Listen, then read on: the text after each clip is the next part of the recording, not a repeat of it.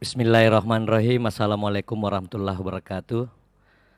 Alhamdulillah.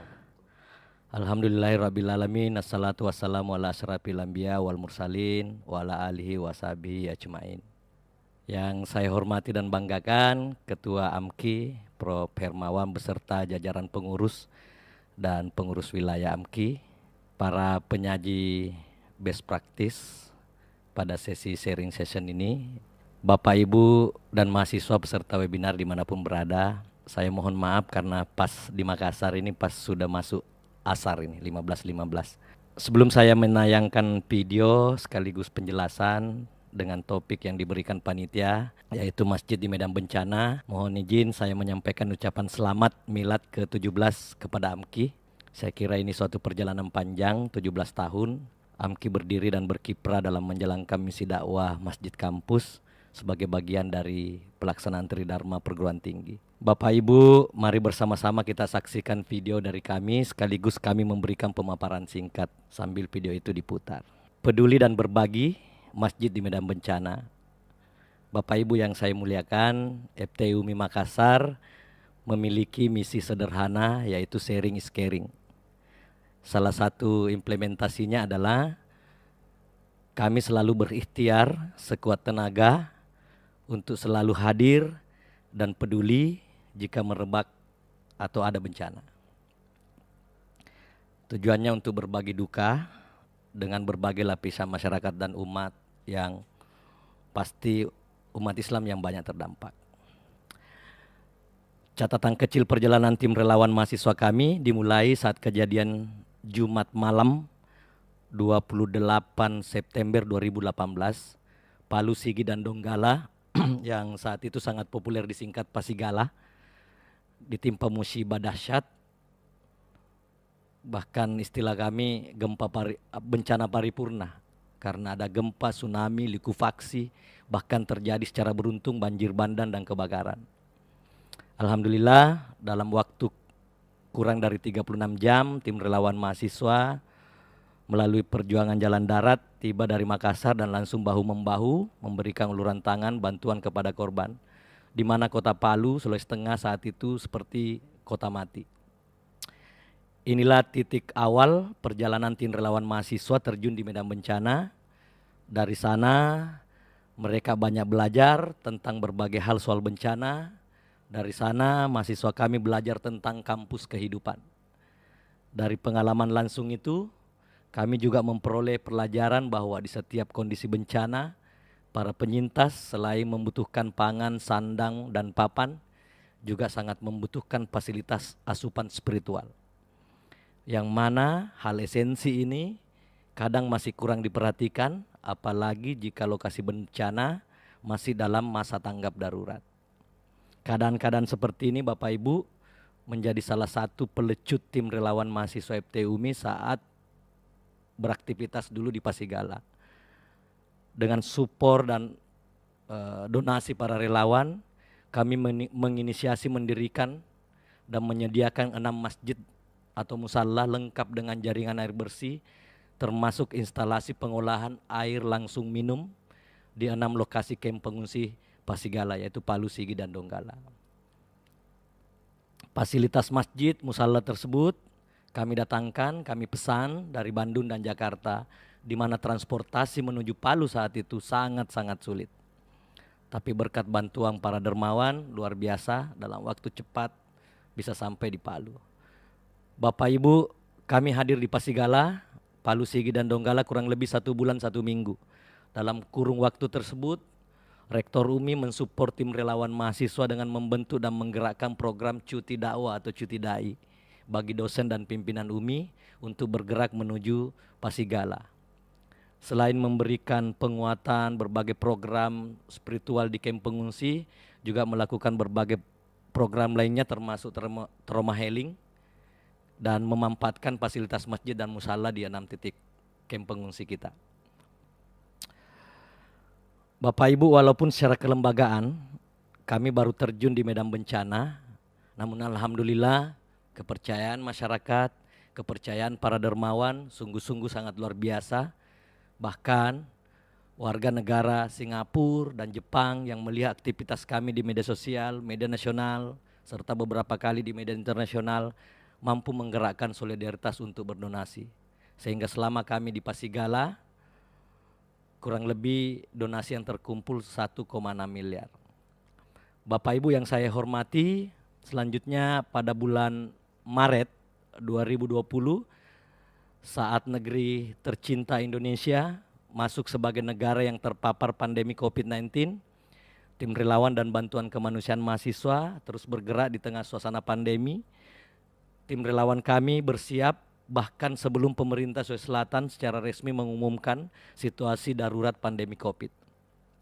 Tim bersiap dengan melakukan persiapan dan produksi hand sanitizer, cairan disinfektan, mendesain dan memproduksi APD, termasuk baju hazmat, face shield, dan masker dari dalam laboratorium sebagai bentuk antisipasi saat itu. Itu awal Maret 2020. Bapak Ibu, kami melakukan berbagai aktivitas penyemprotan selain gedung layanan publik, baik kantor pemerintah, TNI, Polri, dan layanan publik BUMN dan swasta.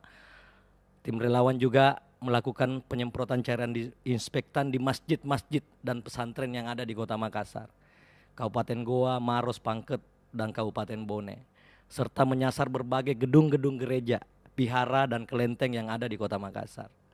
Secara total, tim relawan dan bantuan kemanusiaan mahasiswa FTUMI telah memproduksi kurang lebih 25.000 botol hand sanitizer, 5 ton cairan disinfektan, dan kurang lebih memproduksi 2.000 baju hazmat dan 1.500 face shield. Bapak Ibu, berbagai produksi yang saya sebutkan tadi dilakukan di Laboratorium Teknik Kimia dan Laboratorium Manufaktur Teknik Industri FTUMI. Langkah kepedulian seperti ini dilakukan, Sivitas Akademika lakukan, tim relawan lakukan dalam upaya mengambil peran membantu pemerintah dan tenaga medis yang berada di garis terdepan memutus mata rantai penyebaran dan penularan virus COVID-19. Pelajaran kampus kehidupan yang relawan dapatkan dari sini adalah bahwa fasilitas laboratorium kampus jika akses dibuka dan potensi dimaksimalkan, maka bisa menjadi salah satu solusi penting dalam membantu menyelesaikan problem umat atau problem masyarakat umum. Bapak Ibu yang saya hormati, selanjutnya pengalaman kami saat banjir bandang Luwu Utara, Sulawesi Selatan. Masih dalam suasana pandemi COVID-19, saat banjir bandang di Kabupaten Luwu Utara, kabupaten yang berjarak kurang lebih 350 km dari Kota Makassar.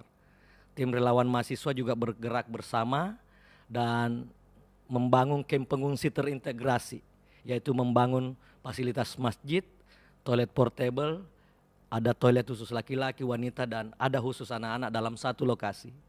Di kamp pengungsi terintegrasi ini, selain membangun masjid juga mendirikan tenda kantor desa, tenda rumah kepala desa, tenda rumah kepala dusun. Karena saat banjir bandang, masjid, kantor desa, rumah kepala dusun semuanya hanyut terbawa banjir bandang. Jadi camp ini menjadi pusat pemerintahan desa sementara, di mana pada saat tanggap darurat itu berfungsi untuk melayani kepentingan warga. Bapak Ibu yang saya muliakan dan yang masih segar dalam ingatan kita, yaitu bencana gempa Majene dan Mamuju, Sulawesi Barat pada bulan Januari 2021 lalu.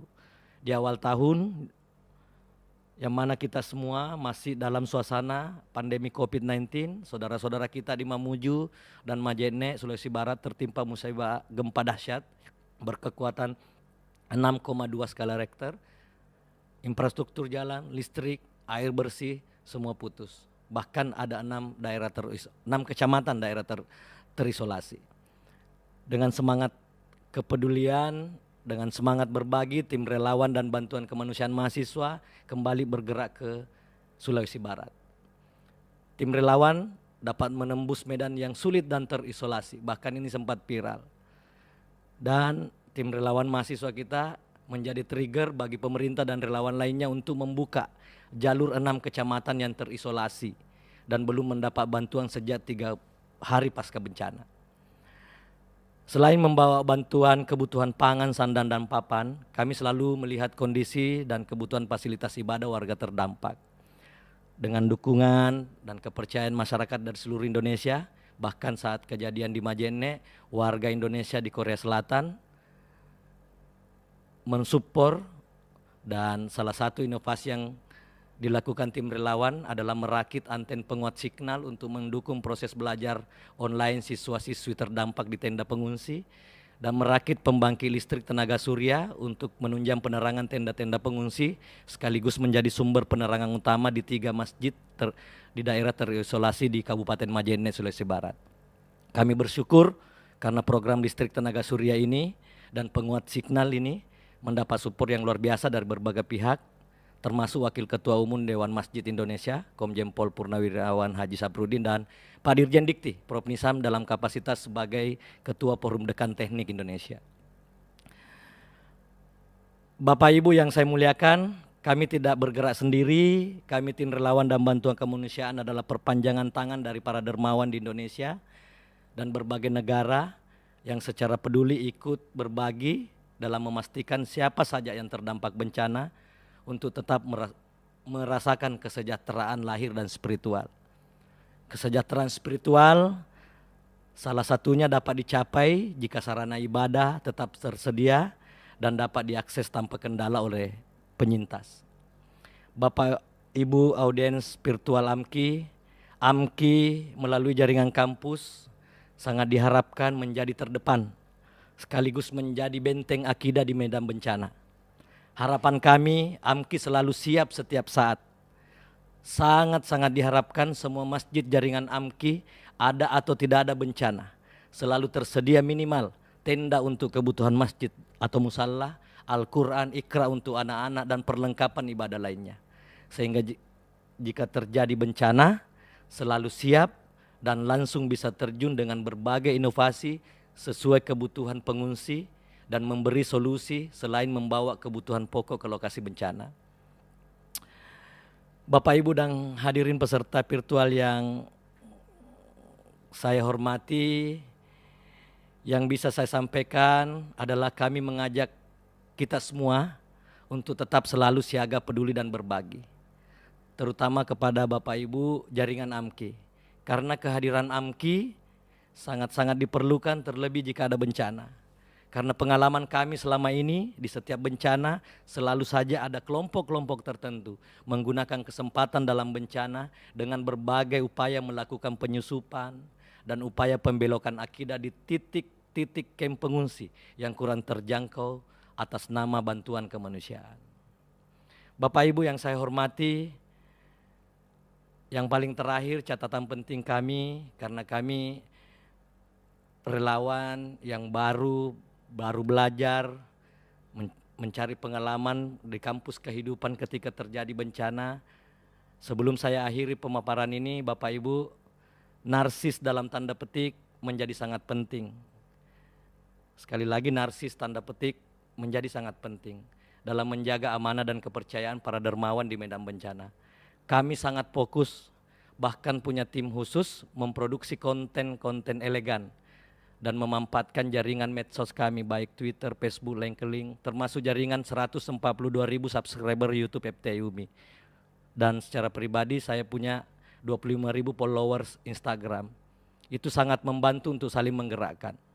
Produksi konten donasi dan pemanfaatannya secara terbuka dan kontinu menjadi wajib, karena selain melatih relawan mahasiswa kami untuk bekerja secara amanah, juga dalam rangka menjaga kepercayaan publik.